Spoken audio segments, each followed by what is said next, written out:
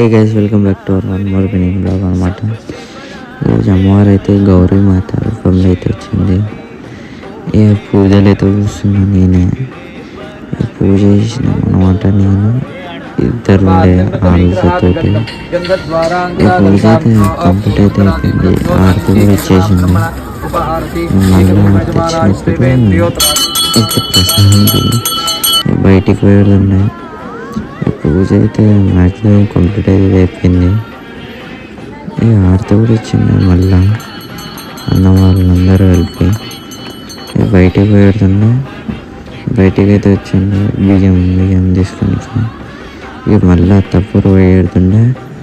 బండి తీసుకొచ్చుకొని పెడుతుండే. బండి అయితే తెచ్చిండే.